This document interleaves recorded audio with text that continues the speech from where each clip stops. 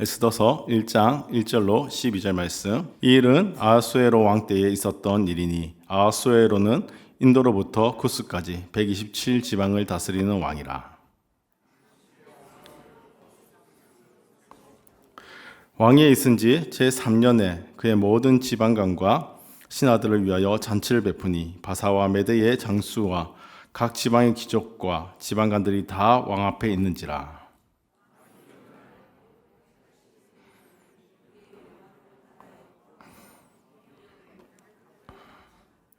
이날이 지남에 왕이 또 도성 수산에 있는 귀천간의 백성들을 위하여 왕궁 후원 뜰에서 7일 동안 잔치를 베풀세.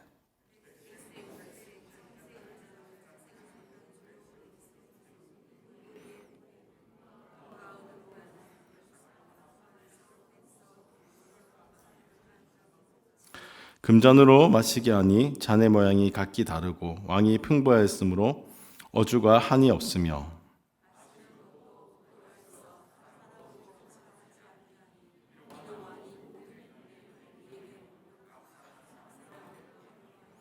왕후 와스디도 아하수로 왕궁에서 여인들을 위하여 잔치를 베푸니라.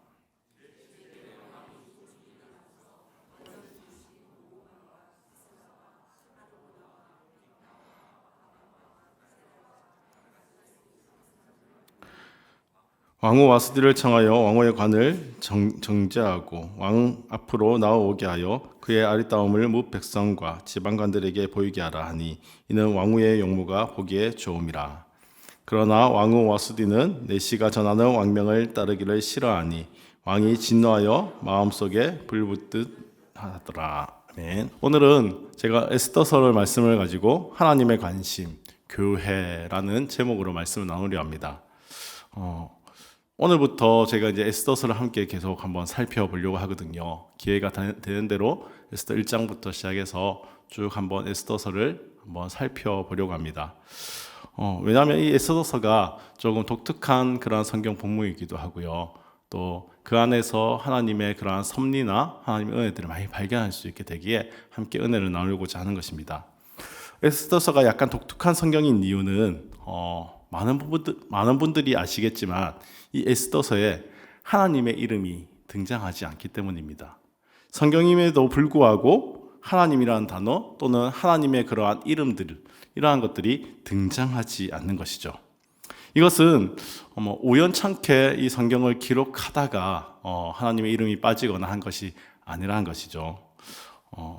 인간 저자 그리고 이 인간 저자들이 하나님의 그러한 감명을 받아서 이 성경을 기록할 때에 하나님께서 의도적으로 이 성경 하나님께서 의도적으로 이렇게 기록하게 하셨던 것입니다. 이 에스더에서는 하나님의 단어가 나타나지 않는 이 사실을 통해서 우리에게 중요한 관점 하나를 제시하며 보여준 것이 있습니다. 그것은 에스더서에 나오는 중요한 두 인물, 바로 모르드게 그리고 에스더이죠. 이 두 인물의 연약함 그리고 인간의 한계들을 이 에스더에서 잘 보여주고 있는데요.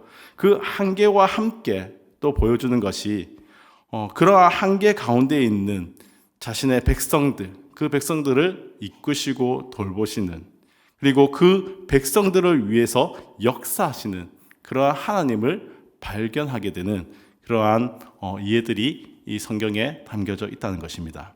이것에 대한 자세한 내용들은 계속해서 우리가 에스더서를 살피면서 이 에스더서에 나오는 이 본문들을 통해서 한번 좀 더 구체적으로 살펴보고 설명하면 좋을 것 같습니다. 에스더서가 기록하고 있는 이야기는 주로 오늘 등장하는 아하수르 왕이 다스리는 그러한 때에 일어났던 일들입니다. 왕의 행동들 또는 왕 주변의 귀족들의 이야기가 이 에스더서에 많이 등장합니다. 아하수에르, 세계 역사에서는 크세르크스 왕이라는 이름으로 알려져 있지요. 이 아하수에르 왕은 고레스 왕, 그리고 캄보세스 왕, 또 다리오 왕에 이은 페르시아에서의 네 번째 왕입니다. 이 아하수에르의 위치를 이해하기 위해서는 우리가 이 고레스 왕부터 조금 이해를 하고 알아야 합니다. 정복자이며 바벨론 왕국의 건설자인 느부갓네살 왕, 우리 성경을 읽으면서 또 설교 들으면서 많이 들어봤죠. 이 느부갓네살 왕의 통치 아래서 하나님의 백성은 가나안 땅을 떠나는 그러한 일을 당하게 됩니다. 사실 느부갓네살 왕은 하나님께서 이스라엘 백성을 약속의 땅에서 쫓아내기 위해 사용하신 그러한 막대기 있죠. 유대인들의 이 바벨론 포로 생활은 70년 동안이었습니다. 이것은 하나님께서 말씀으로 분명히 가르쳐 주셨던 그러한 내용입니다. 즉, 하나님의 백성들이 가나안 땅을 떠나게 된 것은 하나님의 뜻이었던 것이죠. 그때 고레스는 하나님의 크신 섭리를 모르면서도 하나님의 계획대로 바벨론의 지배에서 벗어나서 페르시아라는 그러한 제국을 설립하게 됩니다. 이스라엘 백성을 가나안 땅으로 돌려보내는 그 일도 하게 되지요. 이 임무 때문에 선지자 이사야는 고레스를 하나님의 종이라고 그렇게 이야기하기도 하는 것입니다. 기름 부음 받은 자라고 그렇게 이야기하기도 하죠. 고레스의 임무는 크게 세 가지였습니다. 첫째는 하나님의 백성들을 귀환시키는 일. 둘째는 성전을 재건하는 일. 셋째는 예루살렘 성의 재건이었습니다.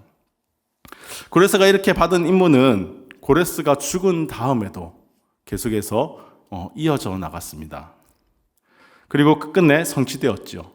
고레스의 후계자인 다리오는 에스라 5장에서 6장 말씀에 나오는 바와 같이 성전을 재건하는 일을 담당했습니다.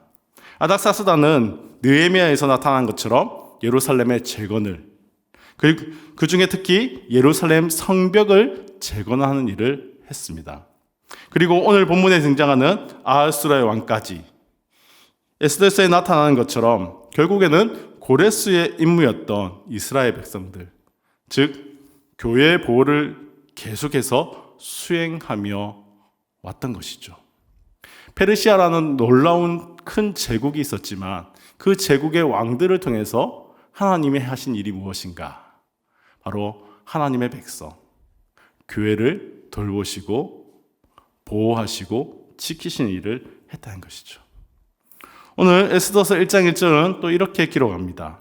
이 일은 아하수레 왕 때에 있었던 일이니 아하수레는 인도로부터 구스까지 127지방을 다스리는 왕이라. 이러한 표현은 당시 페르시아 왕국이 얼마나 거대했는지 그것을 알려줍니다. 127지방을 통치했다. 이게 그냥 작은 어떠한 무슨 동네, 여기 내외동, 여기 북부동, 이러한 127개의 그러한 동네를 말하는 그러한 단위는 아니거든요. 127개의 지방, 커다란 도급의 그러한 그러한 지방들, 큰 그러한 127개의 지방을 통치했다는 것입니다. 얼만큼 이 페르시아의 크기가 크며 영향력이 컸는지를 보여주는 그러한 이야기죠. 그들이 다스리는 땅이 인도에서부터 구스, 이집트 윗지방까지인 것이죠. 소소한 도시 127개를 말하는 것이 아니라 거대한 그러한 행정지역 127개를 다스리고 있다. 이것을 밝히는 것은 그만큼 다스리는 지역이 크고 영향력이 컸다는 것을 설명해 줍니다. 이어서 2절은 아하수레 왕이 수상궁에서 즉위했다 합니다. 그런데 재미있는 것은 3절에 나타나는 바 아하수레 왕의 즉위에 따른 성대한 잔치가 그가 즉위하고 3년이 지나고 나서야 이루어졌다는 것이죠. 3절 말씀입니다. 왕에 있은 지 제3년에 그의 모든 지방관과 신하들을 위하여 잔치를 베푸니 바사와 메대의 장수와 각 지방의 귀족과 지방관들이 다 왕 앞에 있는지라. 그 이유를 간단히 살펴보자면 이 당시의 왕들은 어떤 평화로운 그러한 시대에 이 왕이 자기의 임무를 다하고 그 다음 대에게 안전하게 다음 왕을 세우고 직위를 넘겨주는 그러한 시절은 아니었다는 것이죠.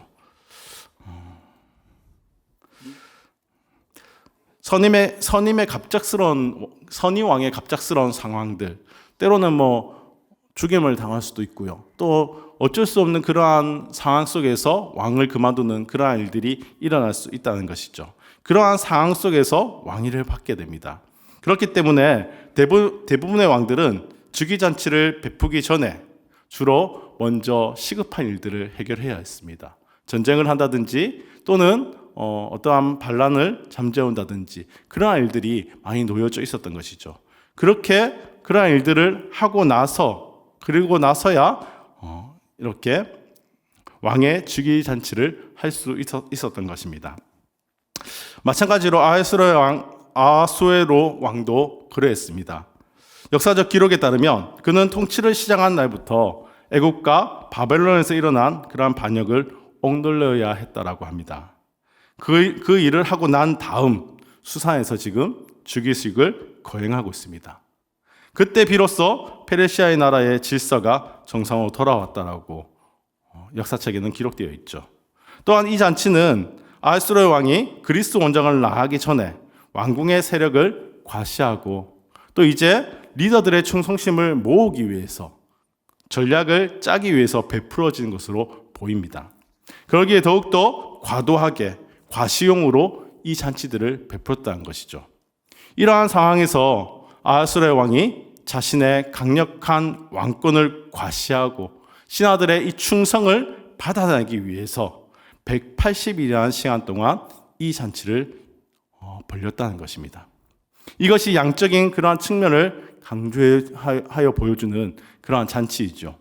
그 뒤에 또 바로 이어서 베풀어진 7일간의 잔치가 있습니다. 이 잔치는 수산성의 주민들 가운데 소수만 선택되어서 이루어진 그러한 잔치였습니다. 측근들만 모아서 이렇게 했겠지요. 질적인 요소를 강조하는 잔치였습니다. 이렇게 양적, 질적 모든 잔치를 벌이면서 왕이 하고 싶었던 것, 왕이 보여주고 싶었던 것, 내가 가진 이 힘이 얼마나 큰가, 나의 영향력이 얼마나 큰가, 그것을 보여주고 싶었던 것입니다. 오늘 본문에서는 후반부에 나타나는 이 왕후 와스디와 아하수에로 왕의 갈등은 다루지 않으려고 합니다. 다음 시간에 이 부분을 조금 더 집중적으로 한번 다뤄보려고 하고요. 오늘 함께 제가 중점적으로 보고자 하는 것은 바로 아하수에로 왕의 강력함에 대해서 한번 집중해 보려고 합니다. 아하수에로 왕의 강력함에 대해서 사실 설교하려면 많은 것을 설교할 수 있습니다. 그가 자신의 강력함을 자랑함으로 사람들의 충성을 받으려는 인간적 생각, 기준들, 그러나 하나님의 생각과 기준은 다르다는 것을 설교할 수도 있을 것입니다. 또 왕의 강력한 힘을 보여줌을 통해 이스라엘의 과거 왕성했던 때를 떠올리게 할 수도 있습니다. 또한 이러한 강력한 나라처럼 보이지만 영원하지 않음을 이야기하면서 영원한 하나님 나라를 설교하며 기억하자고 할 수도 있습니다. 그러나 제게는 오늘 본문 말씀을 읽으면서 묵상할 때 다른 것이 좀 보이더라고요. 오늘 이 본문을 묵상하는데 하나님이 저에게 주시는 메시지는 이 아하수에로 왕의 강력함을 주시는 분이 하나님이라는 사실을 보여주시는 것입니다. 이 모든 일을 행하시는 이유는 바로 하나님의 백성, 주의 교회 때문이라는 것을 발견하게 하시는 것입니다. 아하수에로 왕의 이 강력함을 보면서 이러한 강력한 왕이 이 에스더서의 이 뒷장을 살필 때에 하나님의 백성을 보호하고 하나님의 백성을 위해서 일하는 그 모습을 발견하게 되는데 하나님은 이것을 보여주기 위해서 이 아하수에로 왕의 강력함을 저에게 보여주시더라는 것입니다. 주의 교회를 지키고 보존하시기 위해 하나님은 강력한 왕들을 세우시고 그들을 통해 주의 일을 하게 하시는 줄 믿습니다. 고레스에서부터 시작해서 강력한 왕들이 등장하고 그 왕들이 늘 언제나 하나님의 백성, 하나님의 교회를 위해서 일하는 것을 보게 됩니다. 세상에 강력함을 가진 왕이었지만 그것을 허락하신 분도 하나님이시요 그것을 통해 일하시는 분도 하나님이심을 보게 하는 것입니다. 아하수에로의 왕의 강력함을 오늘 본문은 자세히 설명하면서 에스더서는 결과적으로 이러한 왕을 세우고 이러한 왕을 자신의 섭리 가운데로 이끄시어 결국 그의 힘을 하나님의 백성을 위해 사용하게 하시는 하나님을 발견하게 합니다. 그것은 우리가 앞에서 살펴본 바와 같이 고레스 왕 때도 그랬고 캄푸세스 왕 때도 그랬고 다리오 왕 때도 동일하게 발견된 부분들입니다. 하나님께서는 어느 시대나 자신의 백성들을 눈동자와 같이 돌보시고 모든 것을 협력하여 선을 이루도록 사용하시는 하나님이라는 그 사실을 우리는 기억해야만 하는 것입니다. 역사를 넘어 세상을 주관하시는 하나님을 우리는 얼마나 신뢰하며 살아가고 있습니까? 앞서 서두에서 저는 에스더서에서는 하나님이라는 단어가 나오지 않는다고 말씀드린 바가 있습니다. 하나님이라는 단어는 한 번도 나오지 않죠. 하지만 이 에스더서를 읽고 또 읽고 살펴보면 살펴볼수록 모든 것에 하나님의 섭리가 담겨져 있고 모든 것에 하나님의 인도하심, 간섭하심이 들어가 있는 것을 발견하게 됩니다. 오늘 본문 속에 담긴 강력한 아하수에로의 왕의 등장도 결코 우연이 아닌 것이죠. 오늘 우리의 삶에도 마찬가지인 줄 믿습니다. 예전처럼 우리의 삶에 하나님이 직접적으로 찾아오셔서 주의 음성을 들려주는 그러한 시대는 아닙니다. 오늘날 시대를 가만히 돌아보면 때로는 하나님이 없는 것처럼 느껴지고 하나님이 없는 것처럼 보여지는 그러한 때처럼 보이기도 합니다. 평범한 삶 속에서 우리는 하나님을 찾아보기 힘듭니다. 믿는 자들도 똑같지요. 주일날 교회에 와서 주의 말씀을 듣습니다. 정말 은혜로운 말씀을 듣고 그 말씀을 가지고 우리의 자리로 돌아가지요. 그러나 그 자리에서, 우리의 삶의 자리에서 하나님은 사라질 때가 참 많다는 것입니다. 마치 우리의 삶에 하나님은 없는 것처럼 우리가 여기고 살아갈 때가 많다는 것입니다. 교회가 때로는 세상으로부터 좋지 않은 소리를 듣기도 합니다. 때로는 하나님을 열심히 믿고 정말 하나님을 붙들면서 하나님께 기도하면서 그렇게 살아가는데 우리의 삶에 어려움이 찾아오기도 합니다. 이 모든 환경을 바라보고 이 모든 일들을 바라볼 때 우리의 마음에 어떠한 마음이 들 때가 있냐? 하나님은 계시는 걸까? 하나님은 살아 계시는 걸까?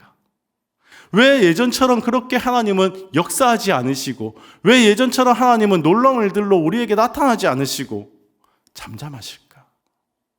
마치 에스더서에 하나님이 등장하지 않기에 하나님이 없는 것처럼 그렇게 느껴질 수 있다는 것이죠.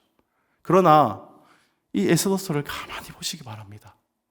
분명 하나님의 이름은 등장하지 않지만 이 성경 곳곳에 하나님의 역사가 나타나고 있습니다. 하나님의 간섭하심이 나타나고 있습니다. 하나님이 없는 것처럼 여겨지는 그때에 여전히 하나님은 하나님의 백성을 위해서 하나님의 백성, 교회를 위해서 일하고 계심을 발견하게 된다는 것입니다. 역사의 큰 소용돌이 앞에서 거대한 제국의 왕은 세상의 모든 물건을 자신의 것처럼 사용하고 세상 그 어떤 구대도 그를 무너뜨릴 수 없을 것처럼 강력해 보입니다. 오늘의 이 아하수에로의 왕의 그러한 강력함을 보여주는 것이죠. 반대로 하나님을 믿는 하나님의 백성들은 어떨까요? 너무나 평범한 보잘것없는 그러한 존재처럼 보일 수도 있습니다. 하지만 세상의 모든 것을 주관하시는 하나님의 관심은요, 이러한 강력함을 가진 아하수에로에게 있지 않다라고 성경은 말하고 있습니다. 성경은 우리에게 무엇을 말해주냐면 하나님의 관심은 거대한 왕, 놀라운 사람, 능력을 가진 그러한 사람에게 관심을 두지 아니하고 하나님의 백성, 이스라엘 백성에게 관심을 두시고 하나님의 몸된 교회에 하나님이 그 눈을 두고 계시다는 것을 우리에게 보여주고 있다는 것입니다. 이 사실을 기억하시며 살았으면 좋겠습니다. 우리의 삶에 때로는 하나님이 정말 역사하지 않는 것처럼 때로는 우리의 삶에 하나님께서 능력으로 나타나 보여주지 않는 것처럼 그렇게 느껴질 때도 하나님은 온전히 하나님의 관심을 하나님의 백성인 저와 여러분에게 두고 계시고 우리를 위해, 교회를 위해 지금도 일하고 계시다는 것입니다. 때로는 더디게 우리가 그것을 발견할 때가 있지만 우리는 의심하지 않았으면 좋겠습니다. 온전히 우리에게 관심을 두시는 그 하나님, 나의 왕이신 그 하나님을 신뢰하고 그 하나님을 붙들었으면 좋겠습니다. 오늘 본문의 이 말씀이 강력한 그 아하수에로를 이야기하지만 그 아하수에로를 준비시키고 계시는 그 하나님의 일하심이 우리에게 말해주고자 하는 것은 우리가 믿고 기도해야 하는 이유가 여기 있다는 것을 알려주고 있는 것입니다. 하나님의 도우심을 구하는 삶을 살아라고, 하나님을 의지하고 하나님을 붙들고 살아라고. 여전히 하나님은 하나님의 백성이 우리 한 사람 한 사람에게 관심을 가지고 우리를 위해 일하고 계시다고 말하고 있습니다. 그 하나님을 믿고 그 하나님을 의지하고 기도하고 그 하나님과 함께 하심을 통해 하나님의 강력한 보호하심과 믿음의 여정을 끝까지 붙들어 주시는 그 은혜를 누리시는 저와 성도님들 다 되시기를 주님의 이름으로 축복합니다.